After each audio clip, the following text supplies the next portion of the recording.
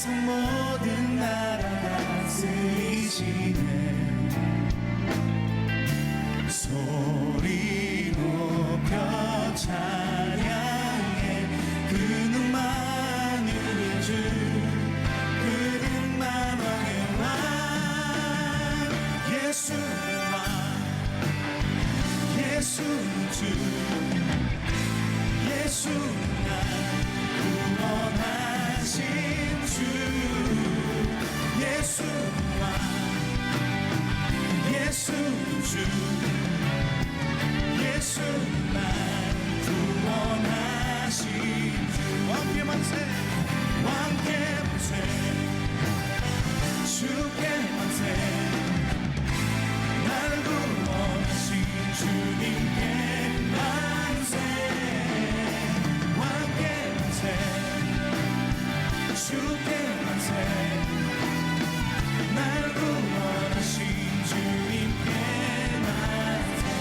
강하고 능하신 넌 세상 모든 나라 다스리시네. 소리 높여 찬양해. 그는 만유의 주, 그는 만왕의 왕. 예수는 왕, 예수는 주,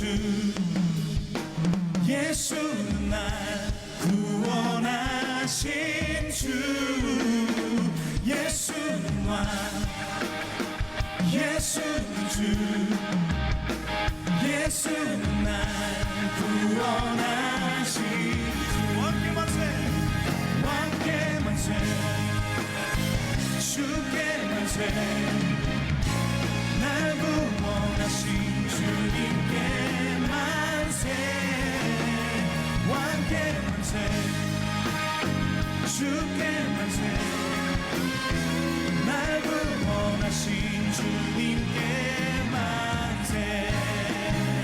날 구원하신 주님께 만세. 날 구원하신 주님께 만세.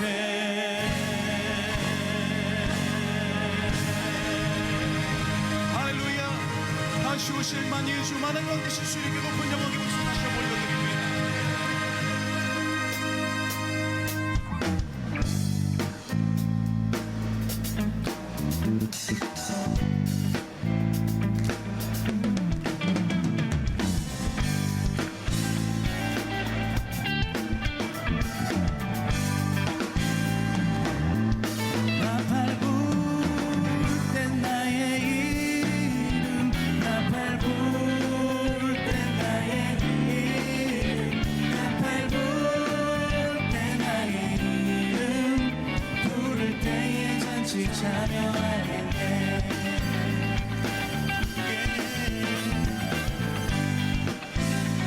하나님의 나팔 소리, 하나님의 나팔 소리 천지진동할 때에 예수 영광 중에 구름 타시고 천사들을 세계 만국 모든 곳에 보내 구원받은 성도들을 모으니 나팔 불 때 나의 이름, 나팔 불 때 나의 이름, 나팔 불 때 나의 이름, 부를 때에 잔치 참여하였네.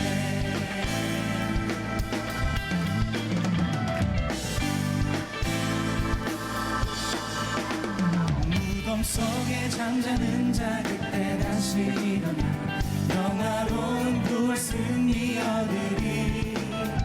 주가 택한 모든 성도 구름 타고 올라가 공중에서 주의 얼굴 배우리.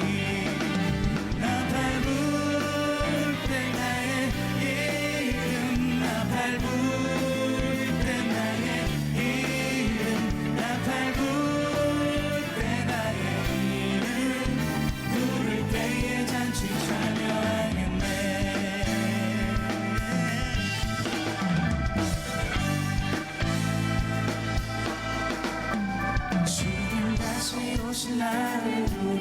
수 없으니 항상 기도하고 깨어 있어서 기쁨으로 보좌 앞에 우리 나가서도 그때까지 참고 기다리겠네. 나팔 불 때 나의 이름, 나팔 불 때 나의 이름, 나팔 불 때 나의 이름, 부를 때에 잔치 참여하겠네. 나팔 불 때 나의 이름, 나팔 불 때 나의 이름, 나팔 불 때 나의 이름, 부를 때에 잔치.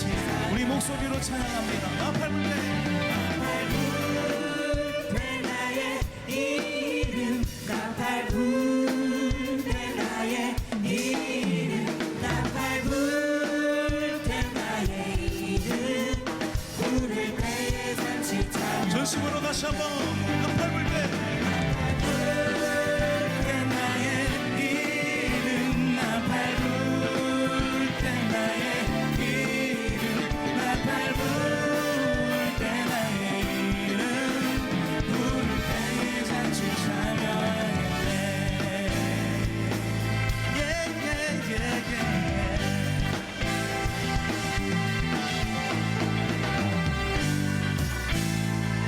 우리 주님께 다시 한번 감사의 박수 올려드립시다.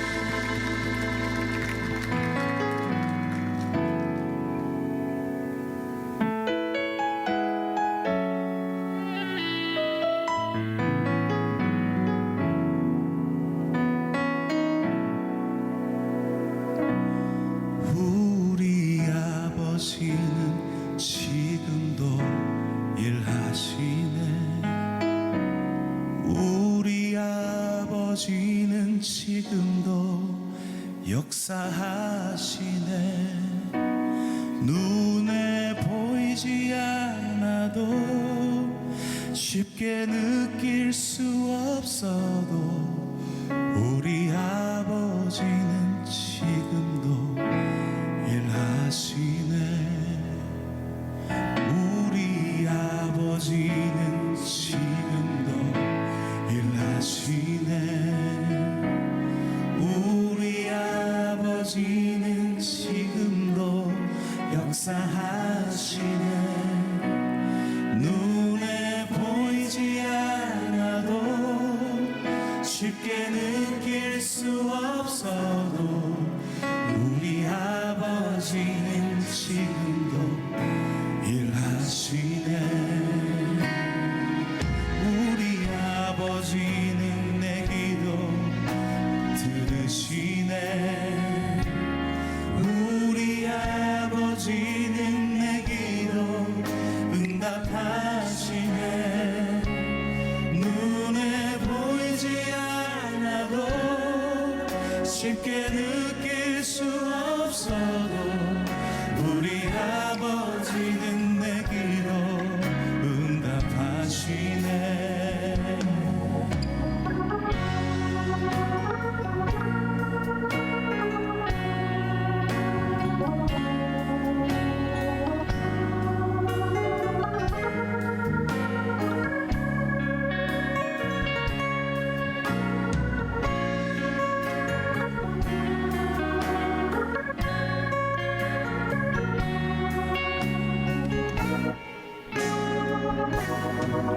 이 목소리 높여 찬양하며 나갑니다. 우리 아버지는 나를 사랑하시네. 우리 아버지는 너를 사랑하시네. 그 아들 내어주사 십자가 달리기까지 우리 아버지는 우리 사랑하시네. 우리 아버지는 지금도 일하시네.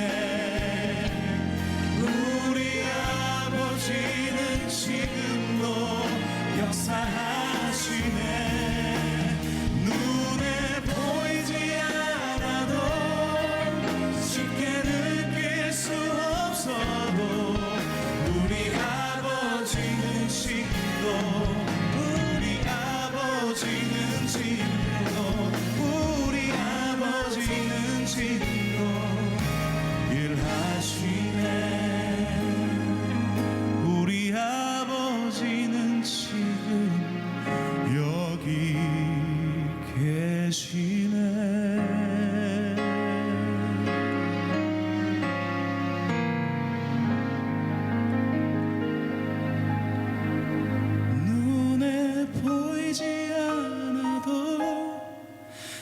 쉽게 느낄 수 없어도 우리 아버지는 지금도 일하시네. 눈에 보이지 않아도 쉽게 느낄 수 없어도 우리 아버지는 지금도 일하시네. 눈에 보이지 않아도 쉽게 느낄 수 없어도 우리 아버지는 지금도 우리 아버지는 지금도 우리 아버지는 지금도 일하시네. 우리 아버지는 지금 여기 계시네.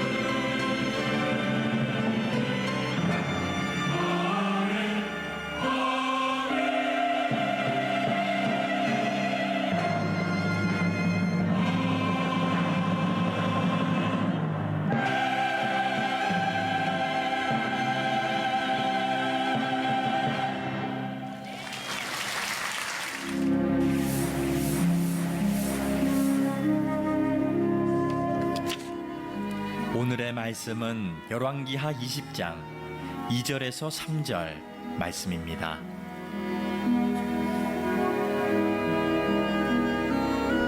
히스기야가 낯을 벽으로 향하고 여호와께 기도하여 이르되 여호와여 구하오니 내가 진실과 전심으로 주 앞에 행하며 주께서 보시기에 선하게 행한 것을 기억하옵소서 하고 히스기야가 심히 통곡하더라. 아멘. 결혼을 앞둔 예비 신랑 신부들이 해야 될 일 가운데 하나가 혼수용품, 가전제품을 구하는 겁니다. 그런데 이 혼수 가전제품을 보면 시대 유행을 볼 수 있답니다. 컬러 방송이 시작된 1980년대부터는 컬러 TV가 혼수용품 중에 1순위가 되었고, 온 나라가 어려웠던 IMF 시대에는 가성비가 좋은 그런 제품이 가장 유행을 했습니다. 최근에는 어떤 가전제품이 유행을 할까? 지난 6월에 현대백화점에서 작년과 올해 1월부터 5월 결혼을 제일 많이 하는 시즌이죠. 2년 사이에 팔린 혼수 가전제품의 매출 신장률을 발표했습니다. 1위가 건조기였고 2위가 공기청정기였습니다. 엄청나게 판매량이 늘었는데 그 이유는 미세먼지 때문에 그렇다는 거예요. 빨래를 밖에다 말릴 수가 없으니까 안에서 건조하기 위해서 뭐 그런 건조기가 필요했을 것이고, 공기가 안 좋으니까 실내 공기를 깨끗하게 하기 위해서 공기청정기를 구입한다는 겁니다. 다시 말해서 건강에 대한 염려가 일상과 소비를 지금 바꿔놓고 있습니다. 우리는 이 산 하나 넘으면 이제 걱정 없이 살겠지라고 생각했는데 또 살만하니까 이런 걱정거리들이 많이 생깁니다. 아마 여기 계신 어느 분도 인생의 고민과 걱정이 없는 분은 없을 겁니다. 이런 거 정도만 되면 걱정 없이 살겠다 생각했는데 여전히 여러분 다 걱정과 고민의 연속 속에 살고 계시죠.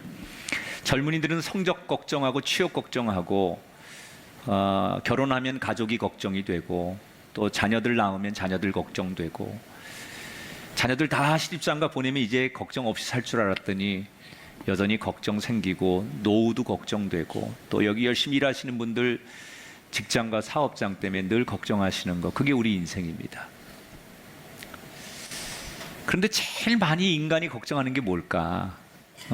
가장 우리 인간이 공통적으로 걱정하는 항목이 건강의 문제입니다. 실제로 제가 신방 보고서를 매일 받습니다. 많은 사역자들이 보고서를 저한테 이렇게 보내주면 제가 그걸 다 하나하나 읽어보는데, 제일 많이 부탁하는 기도 제목이 교인들이 질병과 건강의 문제예요. 두 번째가 경제적인 문제, 세 번째가 관계의 문제. 근데 이 첫 번째 기도 제목, 질병과 건강의 문제는 이건 사실 어떤 문제보다도 참 우리에게 힘든 거예요. 우선은 질병은 우리 몸을 고통스럽게 합니다. 그 다음에 질병이 오면 사회적인 모든 관계가 다 단절이 됩니다. 여러분, 그렇게 잘 나가던 사람도 딱 병이 오면 그 지위, 인기, 하던 일이 다 멈춥니다. 아무것도 아니에요. 그 좋던 친구들, 뭐 모임의 리더십 다 내려놓습니다. 그 다음에 이 질병이라는 것은 죽음과 연관되기 때문에 사람들을 피폐하게 만들어요. 거기다가 경제적으로 엄청난 손실을 줍니다. 그래서 질병은 가장 인간이 당하는 고통 중에 큰 고통이에요. 여러분, 오늘 나는 별로 받은 축복이 없는데 몸 하나는 자신 있다, 건강 하나만은 자신 있다. 여러분, 하나님께 최고의 복을 받은 사람. 여러분이 이 자리에 나 건강 하나만큼은 자신이 있고 내가 건강해서 여기 나왔다라고 생각이 되신다면 여러분은 하나님께 받아야 될 복 중에 최고의 복을 받으신 줄 믿으시기 바랍니다. 그게 최고의 복이에요. 여러분, 건강을 잃으면 우리가 병원도 가고 뭐 그 건강을 회복하려고 몸부림치는데, 성경은 우리에게 특별히 질병이 왔을 때 기도를 잊지 말라고 당부합니다. 여러분, 기도를 어떻게 생각하십니까? 기도는 인간이 하나님 앞에 내놓는 푸념이 아닙니다. 하나님이 우리에게 질병이 왔을 때나 또는 염려가 왔을 때나 문제를 만났을 때 기도하라라고 하나님 우리에게 명령하시는데, 왜 기도하라고 하느냐? 우리가 드리는 기도 속에는 능력이 있습니다. 여러분이 하나님 앞에 기도하는 그 순간 하나님은 여러분에게 능력을 주셔서 그 기도 안에 능력이 나타나서 문제가 해결되고 질병이 고침을 받습니다. 그래서 질병을 만났을 때 하나님 우리들에게 기도를 놓지 말아라 라고 말씀하십니다. 질병을 만났을 때 드리는 기도를 우리는 특별히 치유 기도라고 하는데, 성경에 치유 기도를 드려서 건강을 회복하고 질병을 극복한 사례들이 굉장히 많이 나옵니다. 그 중에 오늘 열왕기하 20장에서 살펴볼 히스기야 왕은 치유 기도의 대표적인 사례예요. 히스기야 왕은 어떤 사람이냐? 남유다의 13번째 왕입니다. 이 히스기야 왕을 살펴보려면 그 아버지 아하스를 좀 알아야 돼요. 히스기야가 10살 때 아버지 아하스가 왕이 됩니다. 그런데 아버지가 어떤 정치를 하느냐? 특별히 외교 정책이 있어서 아들이 볼 때는 굴욕 외교 정책을 합니다. 당시 아버지 아하스가 왕일 때 중동의 최대 강국은 아수르였습니다. 이 아수르의 그 보호를 받지 않으면 남유다라는 그 나라는요, 북이스라엘에 비하면 5분의 1도 되지 않아요. 조그만 나라예요. 이스라엘이라는 나라가 원래 조그만 나라인데 그것도 남북으로 나눠져 있던 시대거든요. 그래서 북쪽의 이스라엘과 남쪽의 유다라고 부르는데, 남유다는 북이스라엘에 비하면 5분의 1밖에 안 되는 영토를 가져요. 그런데 항상 주도권은 남유다에게 있어요. 왜냐하면 남쪽 유다에는 예루살렘이 있었거든요. 그래서 작지만 항상 역사의 주인공은 북이스라엘이 아니고 남쪽 유다예요. 크게 넓게 그게 중요한 게 아니라 그 안에 뭐가 있느냐가 중요한 거예요. 이 작은 나라가 당시에 중동의 최대 강국이었던 아수르에게 보호를 받지 않으면 정권을 유지할 수가 없는 거예요. 그래서 이 아버지 아하스는 매년마다 엄청난 세금을 걷어가지고 그거를 다 아수르에게 조공으로 바칩니다. 심지어 아수르가 요구하면 그 아수르 왕이 섬기는 이방신을, 원래 예루살렘에 성전이 있던 자리를 몰아내고 그 이방 신전을 세워줄 만큼 아수르 왕에게 철저히 복종을 합니다. 그 덕택에 아수르 왕의 보호 때문에 아하스 왕은 평안히 자기 왕권을 지킬 수는 있었어요. 그러나 이런 아버지를 보는 히스기야는 다른 생각을 갖게 됩니다. 하나님이 세우신 나라의 왕인 내 아버지가 아수르 신에게 절을 하고 모든 걸 다 아수르 왕이 원하는 대로 다 갖다 바치고 뺏기는 이 약소국의 현실을 보면서 어린 히스기야는 마음속에 그런 울분을 갖습니다. 나는 아버지와 다른 왕이 되겠다. 그리고 시간이 흘러서 히스기야가 25살에 아버지를 이어서 왕이 됩니다. 그리고 그는 평생 그가 다짐하고 꿈꿨던 대로 성전이 있던 자리에 아수르의 그 신이 들어와 있었는데 그 제단을 다 허물어버리고 성전을 복구하기 시작합니다. 그리고 이스라엘 백성들에게 유월절을 지키라고 명령하고 나라 곳곳에 있던 산당들을 다 없애버리면서 성공적인 경제 정책으로 백성들을 부강하게 만들어요. 세금을 적게 걷어들이고 그리고 자본을 모아서 경제적 부흥을 이루었던 왕이 히스기야예요. 그리고는 한편으로는 이 경제 정책만 가지고는 안 되겠다, 언젠가 아수르로부터 독립을 해야겠다고 생각한 히스기야는 곳곳에 요새를 세워서 아수르와의 전쟁을 준비합니다. 여러분, 작은 약소국이었던 유다가, 남유다가 세계의 최강국이었던 아수르와 맞서겠다고 하자 대부분의 참모들이 만류를 합니다. 그리고 나중에는 비웃습니다. 그런데 히스기야는 어떻게 하느냐? 다 반대하는, 아수르와의 전쟁을 준비하는 이 일은 무모하다고 생각하는 사람들의 이야기를 뒤로 하고 그는 전쟁에서 이길 수 있다는 희망을 갖습니다. 무슨 근거로 히스기야는 그런 희망을 가진 걸까? 그의 마음속에는 확신이 하나 있었어요. 하나님을 믿으면 하나님께서 이기게 해주신다. 그런데 이 믿음대로 되지 않았어요. 그가 왕이 된 지 13년이 되었을 때 히스기야가 그렇게 꿈꿔왔던 독립을 선언하게 되죠. 아수르로부터 우린 독립하겠다. 이 소식을 듣고 분노한 아수르의 왕이 거대한 군사를 동원해서 유다를 침공하게 됩니다.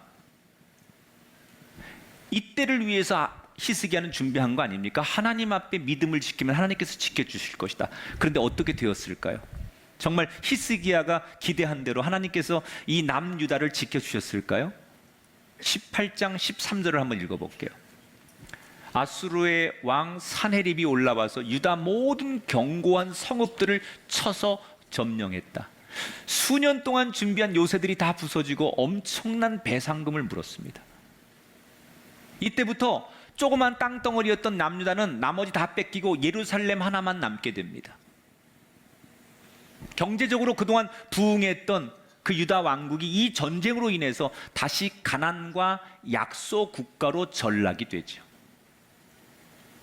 전쟁에서 패한 히스기야는 너무너무 절망과 낙심을 합니다. 그런데 엎친 데 덮친 격으로 히스기야에게 진짜로 회복할 수 없는 엄청난 시련 하나가 또 닥치게 되는데, 전쟁에서 져서 지금 완전히 그렇게 상태인데 여기 엄청난 카운트 펀치가 하나 또 날라옵니다. 그게 오늘 성경 20장부터 시작되는 이야기예요. 1절을 다 같이 읽어보겠습니다. 시작.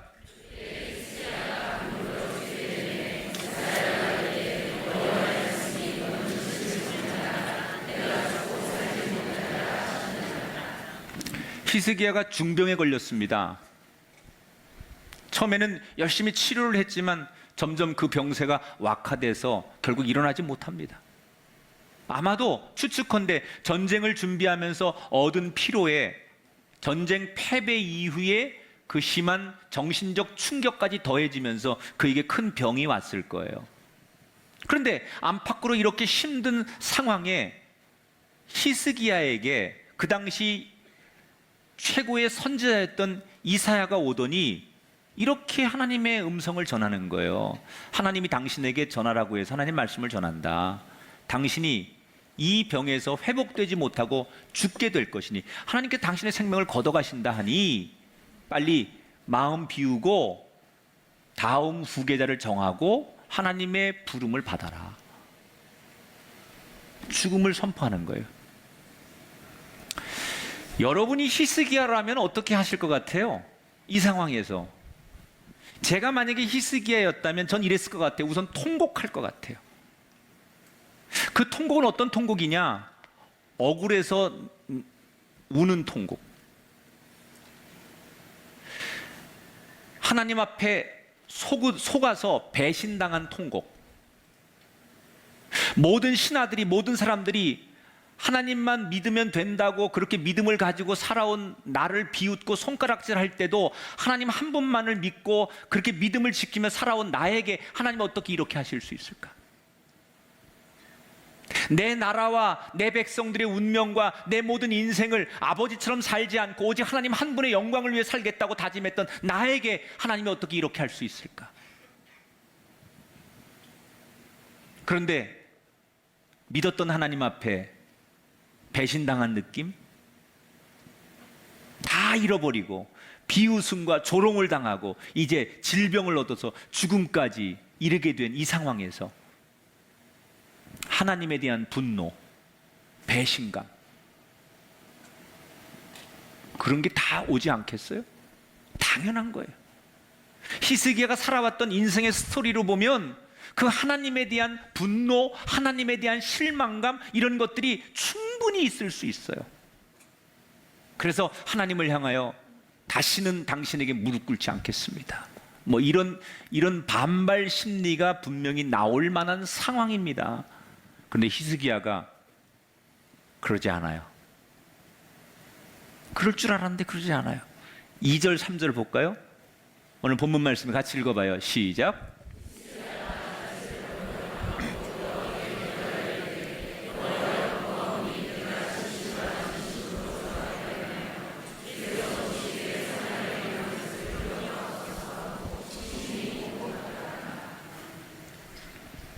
자, 두 가지 여기서 우선 히스기야가 낯을 벽으로 향하고 그랬어요.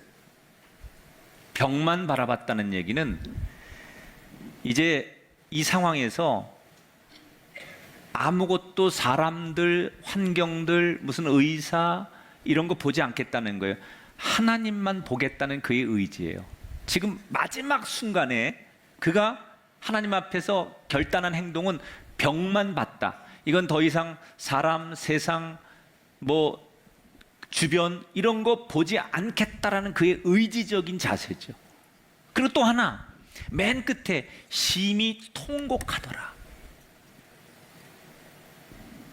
조금 전에 제가 말한 대로 통곡할 것 같다고 했는데 정말 통곡했어요. 그런데 이 통곡이 하나님에 대한 원망과 분풀이와 배신감에 대한 통곡이 아니라는 거예요. 기도의 통곡이었다는 거예요. 제가 목회를 하면서 지금 기도에 대해서 여러분에게 설교를 하는데 앞으로 많은 기도에 대한 사례들을, 기도의 유형을 여러분에게 소개해 드릴 건데, 그리스도인이 하나님 앞에 드리는 기도 중에 가장 강력한 기도가 뭐냐? 통곡의 기도예요. 여러분, 대한민국이 2000년의 기독교 역사에 가장 많은 부흥을 하고 전 세계 기독교에게 자랑할 만한 역사를 갖게 된 이 짧은 시간에 그런 성과는 어떤 거냐? 저는 통곡의 기도에서 온 거라고 생각해요. 우리 한국 사람들은요, 정말 하나님 앞에 통곡 기도하기에 딱 좋은 민족성을 가졌어요. 원래 한이 많은 사람들이에요. 그래서 우리가 하나님 앞에 나와서 기도할 때 울부짖는 기도를 아주 본능적으로 잘할 수 있는 사람들이 한국 사람들이에요. 근데 하나님께서 가장 감동하시고 그리스도인이 드리는 기도 가운데 가장 강력한 기도가 뭐냐? 통곡의 기도예요. 통곡의 기도. 기도 중에 제일 센 기도가 통곡의 기도입니다. 근데 이 한국 사람들이 언젠가부터 이 통곡의 기도를 잘 못해요. 여러분, 교회 와서 통곡해 보신 적 있어요? 예배 드리다 말고 통곡해 보신 적 있어요? 왜 통곡을 못하느냐? 첫째는 체면 때문에 그래요. 내가 남자인데 내가 그래도 체면이 있지, 남들이 나를 어떻게 볼까? 그리고 이게 사람이 막 통곡한다는 건 자존심상 허락치 않는, 그래서 참는 거예요. 자존심이 상하니까 참는 거에 애써서. 그러니까 우리는 기도 중에 가장 극적인 기도를 한 번도 경험을 못하는 거예요. 자존심이나 내가 애써 그 감정을 누르고 체면을 의식하고 남들을 의식하느라고 기도 중에 가장 강력한 기도를 한 번도 경험해보지 못하면서 신앙생활하는 거예요. 근데 여러분 보세요. 체면이나 또는 무슨 자존심이나 이런 것 때문에 우리가 통곡의 기도를 못한다는 건, 바꾸어 말하면 그게 다 우리가 하나님 앞에서 위선 떠는 거예요. 남들을 의식하고 내가 그래도 남자인데, 내가 그래도 이런 사람인데 통곡하는 모습을 남들이 보면 어떻게, 이런 것 때문에 자존심상 그 감정을 억누르고 있다면 그 자체가 뭐냐면, 여러분들 우리 모두가 하나님 앞에 아직도 위선 떨고 있는 거예요. 어린아이가 엄마한테 자지러지게 우는 거, 그걸 하나님이 원하시는 거예요. 죄인이 하나님 앞에 통곡하면서 내 죄를 자복하는 걸 하나님이 원하시는 거예요. 그런데 아직도 내가 하나님 앞에 나와서 통곡하는 자체가 부담스럽고 남들이 의식돼서 그 통곡을 내가 인위적으로 못하고 있다면 내 자신이 지금 하나님 앞에 위선 떨고 있는 거죠. 아닌 척하는 거죠. 그래서 우리는 통곡의 기도 못하는 거예요. 그런 히스기야 같은 은혜도 우린 경험 못하는 거예요.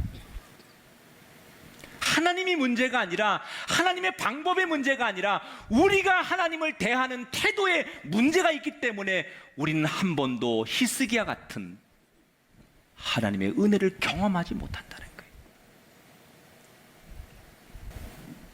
여러분, 지금 여러분에게 병만 보고 결단한 그때가 필요하다면 가던 길 멈추시고 병만 바라보시고 통곡의 기도가 여러분의 인생에 경험되어지게 되길 주의 이름으로 축원합니다.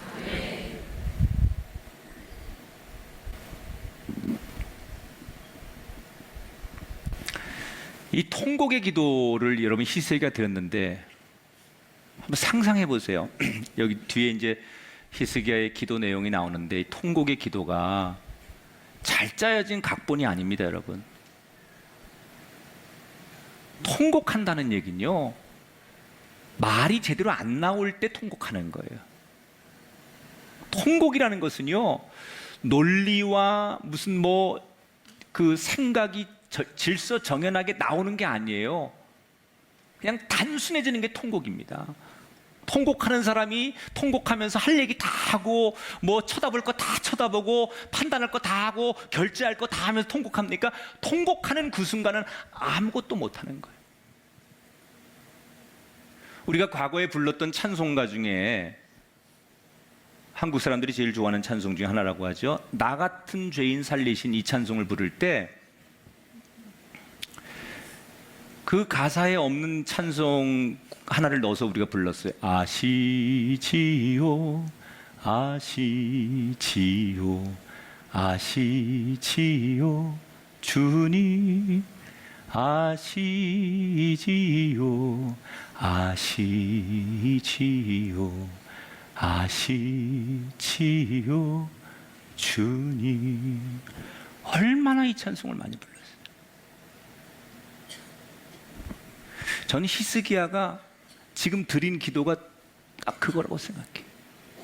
통곡하면서 다른 얘기 안 해요. 하나님을 원망하거나 배신감에 몸부림치고 그게 아니라 사형 선고를 받고 죽음을 면치 못할 거라고 하는 얘기를 딱 듣는 순간 히스기야는 병만 보고 통곡하면서 하나님 아시죠? 수많은 사람들이 나에게 손가락질하고 조롱할 때도 나는 그래도 하나님 한 분뿐이라고 그렇게 살려고 몸부림쳤던 거 하나님은 아시죠? 내 생명을 걷어가신다 할지라도 나는 하나님 없으면 안 된다는 내 믿음 하나님은 아시죠? 다 담겨 있는 거예요. 미친 사람처럼 히스기야는 혼자 자기가 왕인데 자기를 도와주겠다는 사람이 그렇게 많을 텐데 골방에 들어가서 벽만 바라보고 세상 딱 등지고 통곡하면서 아시죠? 하나님 내 마음 아시죠? 그렇게 기도하는 거예요.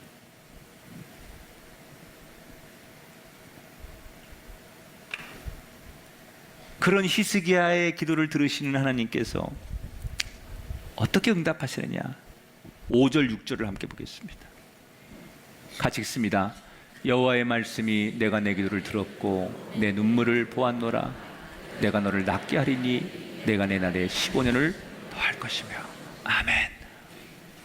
전 여기 참 정말 은혜가 되는 일. 내가 내 기도를 들었고 내가 내 눈물을 보았다. 하나님이 하신 말씀이에요.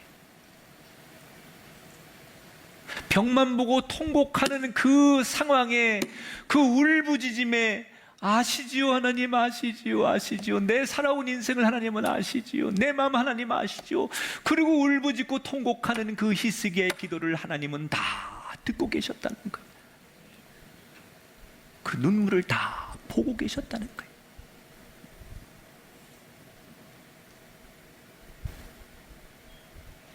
내가 그렇게 오랜 세월을 기도하고 이 질병을 고침받기 위해, 내 부모님의 질병을 위해서, 사랑하는 가족들을 위해서 그렇게 나는 몸부림치며 오랜 세월 동안 하나님 앞에 이 질병에서 자유하게 해달라고 그렇게 기도했는데 도대체 하나님은 내 기도를 들으시는 건지, 내가 내 삶의 절박함 앞에 하나님 앞에 그렇게 통곡하고 그렇게 오랜 세월 동안 기도했는데 하나님은 도대체 내 이 간절한 모습을 보고는 계신 건지. 한참을 신앙생활을 하다 보면 반응 없는 하나님 앞에 우리가 늘 갖게 되는 질문. 그런데 오늘 히스기야에게 말씀하신 이게 하나님의 정답이네요. 내가 내 기도를 들었고 내가 내 눈물을 보았노라. 여러분, 하나님이 여러분의 작은 신음, 여러분의 울부짖음, 여러분의 기가 막힌 통곡 소리를 다 듣고 계십니다. 여러분의 그 눈물과 삶의 애환과 여러분의 몸부림을 하나님은 다 보고 계신다는 거예요. 하나님이 다 듣고 보시고 나서 원래 계획을 바꾸십니다. 하나님께서. 그리고 히스기야를 고치겠다고 선언하십니다. 자, 여기서 우리는 히스기야 말고도 옛날부터 지금까지 참 많은 사람들이 병을 고쳐달라고 다 같이 기도했습니다. 그런데 하나님, 그 많은 사람들의 고쳐달라고 드리는 기도 가운데 왜 하필 히스기야의 기도에만 감동하셔서 응답하셨을까?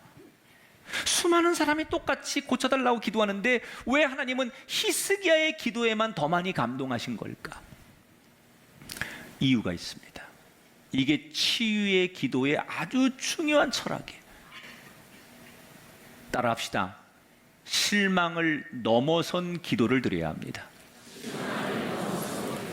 지금 히스기야는 하나님 앞에 분노해야 정상이에요. 하나님, 난 당신에게 실망했습니다. 다시는 당신에게 무릎 꿇지 않겠습니다. 난 당신에게 배신감과 상처를 갖습니다. 그래서 그 하나님에게 저항해야 돼요. 자기가 살아온 인생길을 돌아보면 지금 하나님 앞에 배신감으로 몸부림치고 저항하고 하나님을 향하여 등 돌리고 하나님을 원망해야 딱 맞는 상황이에요. 모든 사람들이 그랬어요. 기도할 땐 열심히 기도했어요. 그리고 하나님 앞에 구했어요. 그런데 막상 자기가 기도하고 노력한 대로 응답이 되거나 그렇게 구해지지 않았을 때 대부분의 사람들은 하나님을 향하여 이럴 수 있습니까? 내가 하나님 앞에 이렇게 정성을 쏟고 내가 하나님 앞에 이렇게 기도하고 내가 이렇게 충성된 종으로 살았는데 나한테 어떻게 이러실 수 있습니까? 그래서 하나님 앞에 그 배신감으로 몸부림치는 게 모든 사람들의 정상이었어요. 근데 지금 히스기야는 어떻게 해요? 실망감과 배신감으로 몸부림쳐야 하는데 그 장벽을 넘어서서 기도하는 거예요. 그래서 히스기야의 기도는 가장 실망과 배신감을 느끼는 그 상황에서 그것을 넘어서 기도했기 때문에 그의 기도가 하나님을 감동시켰다는 거예요. 여러분, 기도는 내가 좋을 때만 하는 게 아니에요. 대부분의 사람들은 내 컨디션과 내 생각과 내 이성과 내 감정이 좋을 땐 열심히 기도합니다. 그런데 상황과 내 감정과 내 이성들이 가장 극심하고 다운됐을 때는 기도를 멈춥니다. 근데 히스기야는 거꾸로예요. 가장 극심한 어려움과 자기 인생의 밑바닥에서 그래도 하나님 앞에 실망한 그 순간에도 그 실망이라는 장애물을 넘어서 하나님을 붙들었을 때 그게 진짜 기도라는 거예요. 제 주변에 보면 질병 때문에 하나님에 대한 실망을 느끼는 분들이 의외로 많습니다. 저에게 실제로 그런 얘기하는 분들이 많아요. 목사님, 저는 하나님께 실망했습니다. 하나님께서 지켜주신다고 그러지 않았습니까? 그런데 하나님께서 지켜주신다는 그 하나님이 저에게 어떻게 이러실 수 있습니까? 제가 하나님 앞에 10년 이상을 이 질병을 고쳐달라고 몸부림치며 기도했는데 하나님은 10년 동안 내 질병을 고쳐주지 않으셨습니다. 그게 하나님이고 그게 내가 부르는 아버지입니까? 난 그 하나님께 분노하고 실망합니다. 이렇게 표현하는 분들도 만났어요. 혹시 이 자리에 비슷한 상황에서 하나님 앞에 실망감, 하나님에 대한 기대감 없이 배신감으로 그런 정서가 여러분에게 조금이라도 있는 분이 계셔서 오늘 교회 오긴 왔지만 억지로 오신 분이 계시다면 이렇게 말씀드리고 싶어요. 지금 그때 한 번만 더 하나님 앞에 기도해 보세요. 근데 그때 기도는 잘하려고 하지 말아요. 너무 우리 한국 교인들이 기도를 잘하려고 해요. 잘하려고 하는 기도가 뭘까요, 여러분? 지금 히스기야가 통곡하는데 잘하려고 했을까요? 그가 울먹이면서 콧물로 물 다 쏟아가면서 통곡하는 그 기도 속에 뭘 잘하려고 하겠어요? 발버둥 치는 거죠. 그냥 몸부림치는 거죠. 통곡하는 사람이 무슨 발음이 제대로 나오며 무슨 이성이 제대로 돌아가서 거기에 서두는 이렇고 결말은 이렇게 기도하고 무슨 중보기도는 이렇게 하고 뭐 그런 게 어디 있겠습니까? 그냥 울부짖는 거예요. 울부짖는, 짐승이 울부짖는 것처럼 하나님 앞에 하나님 그리고 울부짖는 거예요. 일부러 잘해보려고, 내가 왕이니까 체면이 있으니까 내가 이 정도 수준을 갖춰야 되니까 그래서 폼을 가지고 기도하거나 잘해보려고 기도하지 않고 그냥 지금 히스기야는 발버둥 치는 거예요. 울부짖는 거예요. 그런데 그 기도가 하나님을 감동하는 거예요. 보통 사람들은 그 상황에 멈추거든요. 하나님에 대한 실망과 분노, 배신감 때문에 더 이상 난 기도하지 않겠다. 그리고 기도를 멈추는 그 순간에 히스기야는 한 발짝을 더 나간 거예요. 그 기도가 하나님을 감동시켰어요. 우리와 다른 건 바로 그거였어요. 수 없는 사람들이 질병을 고쳐달라고 기도했는데 어느 순간 맞닥뜨린 상황 앞에 실망과 좌절의 상황에서 무능한 하나님 앞에, 응답 없는 하나님 앞에 더 이상 기도하지 않겠다고 멈추는 그 순간에 그게 보통 사람들의 기도였다면 히스기야는 그 실망스러운 상황, 분노와 배신감의 상황 똑같은데 그것을 넘어서서 기도했기 때문에 역사상 가장 치유 기도의 대표적인 은혜가 히스기야에게 나타난 거예요. 여러분, 히스기야 같은 몸부림, 발버둥, 통곡이 여러분 인생에도 회복되게 되기를 축복합니다. 너무 잘하려고 하지 말아요. 우리 믿음의 조상들이, 우리 부모 세대가 불렀던 아시지요, 아시지요, 주님 아시지요? 우리가 언젠가부터 이 기도를 놓쳤다는 거예요. 하나님이 원하시는 건 이 기도인데 잘하려고 너무 우리가 뭔가 점수를 받는데 익숙해져서 좋은 평가를 받으려고 하다 보니 우리가 정말 드려야 되는 감동적인 기도, 하나님 앞에 드려야 되는 정말 하나님의 원래 계획을 바꿀 만큼 하나님을 감동시키는 그 기도를 언젠가부터 다 놓치고 있다는 거예요. 여러분이 뭘 해도 하나님은 다 듣고 계십니다. 내가 내 기도를 들었고 내가 내 눈물을 보았노라. 할렐루야. 오늘 여러분의 인생의 통곡이 회복되길 바라고, 어쩌면 가장 실망스럽고 가장 내 뜻대로 되지 않아서 좌절스러운 그 순간을 맞닥뜨리셨다면 그 장애물 하나만 넘으셔서 그냥 하나님 앞에 발버둥과 몸부림치는 히스기야 같은 통곡의 기도가 있으셔서 벽만 바라보시고 기도하셔서 여러분 은혜 인생의 회복과 하나님이 뜻을 받고 돌이키시는 기적이 여러분에게도 일어나게 되기를 주님의 이름으로 축원합니다. 찬송 하나를 같이 부르고 싶어요. 이 찬송 오랜만에 부르는 찬송인데 오늘 설교 준비하다가 이 찬송이 떠올라서 같이 부르고 싶어요. 오 신실하신 주. 가사를 묵상하며 찬송 한번 고백해 볼게요.